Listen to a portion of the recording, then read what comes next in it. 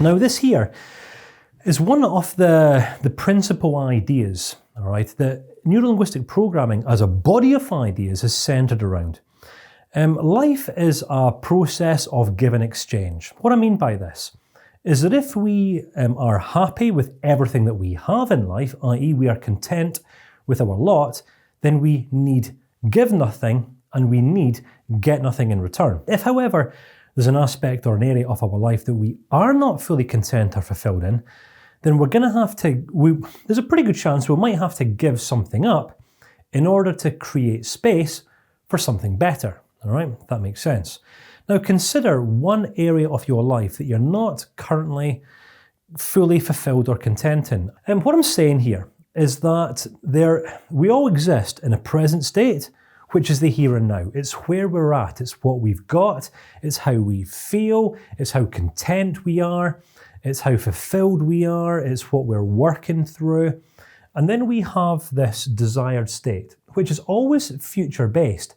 As we look to a point in the future where we're going to have more of what we want, less of what we don't want, we might have grown to become a certain kind of person, we might have a family, 2.4 children, a successful business, we might be leaving behind some sort of meaningful legacy with our lives, or it might just be the case that we don't want to be down in the dumps and emotionally distressed anymore. It doesn't really matter, right? We all have goals for the future. Have you ever heard anyone say, when I get there, life will be better when I get there? Oh, I'm really stressed, I'm panicking. Why is it that people stress and panic? All right, because stress and panic are mental disorders, because people are broken, or is it because people get stressed and panic because they might not necessarily have the strategies that they need to have in place to get more of what they want and less of what they don't want? So we only ever experience discontentment and a lack of fulfillment in the here and now when our results, our outcomes don't meet our expectations, right? So I'm hoping you're seeing that I'm tying all these ideas in. Expectation management is critical if we want to become grounded in our state in the here and now. State is just how it is that we experience life, or our outcomes or our results, right? So our present state is how we experience life today. This is going to be based upon our life history. As I'm sure you're aware, as I am, some people live their lives in the past and wonder why they never move forward, or get depressed because they're not moving forward, because they focus at some point in the past. For example, trauma, post-traumatic stress disorder, anything trauma is related to a point in the past. Now, whilst many health professionals and experts will say it's an illness that needs to be cured through an investment into professional service, what I say is that trauma is just simply based upon memories that haven't yet been learned from. Alrighty? Interesting perspective. Listen, as I mentioned, you're only one perspective away from transforming anything about your experience in life. So our life history, some people go through their lives with memories and their past experiences kind of like a 10-ton weight on their shoulders. You've got no idea what happened to me. Oh, my life was so tough. My life was hard. I had a traumatic upbringing. My mummy and daddy never gave me enough cuddles. I got dropped on my head. I wasn't loved enough, blah, blah, blah.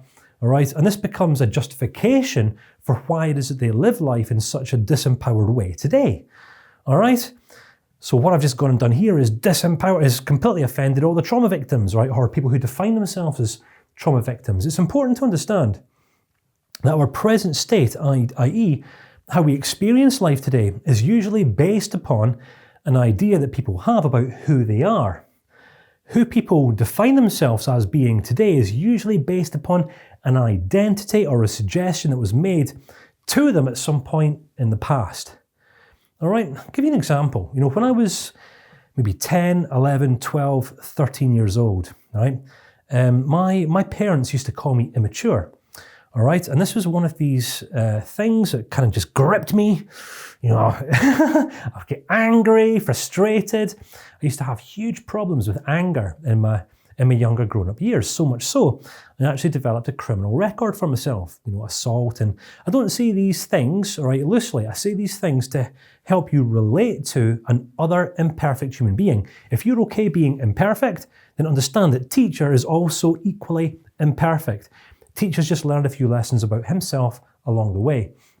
So you got to understand, back at 11, 12 years old, when my parents would call me immature, right, this name, this terminology, back then, was I conducting myself in an immature way? Of course I was. I was a boy. Did I have a mature, strong role model whose footsteps I could follow in? No. Right? Sometimes we end up embodying terminologies and labels that other people impose or pass our direction that are a reflection of how it was that we were back then, but are very, very far removed from the person that we've become today. But the mind doesn't work this way. The mind becomes lodged in ideas and memories and perceptions and concepts that we picked up years earlier, all right? You've got to understand, this becomes the noose that holds many of us back in life, all right? So why is it that I'm such an advocate of maturity over mental health treatment? Because I've come to understand, right? For many, many years, especially throughout my latter teens and up until even my late 20s, I'd spent all these years waiting for someone to come along and fix me. I believed I was broken. I was immature. I believed I was dyslexic. I believed I was stupid. I believed I couldn't learn. It wasn't until I took full responsibility for growing and improving myself, which incidentally I did only do by myself, that I became empowered and I started to realize, my goodness, look at these limiting ideas that have held me back for almost the first 30 years of my life. So today, am I an advocate of maturity? Yes, I am. Why? Because the medicalization of the human experience leaves people in a perpetual state of disempowerment as they wait for a professional or an expert or a healer or a mystic or a witch or a wizard or some NLP guru jumping around on a stage to click their fingers or do some technique that make all of their woes disappear. And this person will never come because this person doesn't exist. Now, and even if he or she did exist, the person certainly doesn't care. So, we experience life today based upon the memories that we have of the ways in which we were treated back in the past. So say, for example, someone has called me immature. Well, of course, I end up looking down on myself. I end up beating myself up. My goodness, I'm immature. I'm not good enough. And what happens? I end up desperately trying to fill this void in my life. What does my desired state become? I want to be a mature man. I want to be a role model for other people that I never had for me because my parents told me how immature I was for many years. The words that were spoken into my future growing up, Kane, you're going to become like your alcoholic uncle. All right? Fantastic. Right? I've got a future of hope to look forward to. No, I didn't. So this became a very, very prominent motivator in my life. Now, I understand why some people do get depressed. i.e., I'm not talking about capturing the depression illness, I'm talking about entering into this emotional state of doom and gloom. Because if we do not know any better, if we don't have people speaking to our lives in a positive sense, then we can end up embodying and taking on some sort of identity based upon the reactions that other people have to us. People will call us names, they will assign labels onto us. They'll say, you're worthless, you're useless, you're stupid, you're dyslexic, you have this disorder, you have that disorder, you have bipolar, you have this, you have that, you're unlovable, you're fat, you're ugly, and how many terms have you had imposed upon you? All right, am I speaking to another human being here? I sincerely hope so. Because if you're not relating to any of this stuff, you're a robot. You seriously want to go and get your head checked by a professional. All right? So why do I say this? Because how it is that we've interpreted our past determines how we experience life in the present, our present state.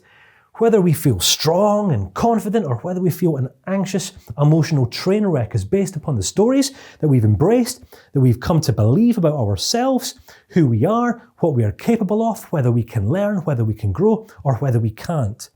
If we essentially don't believe that we can learn and grow and improve, then of course the future is going to be seeming quite bleak.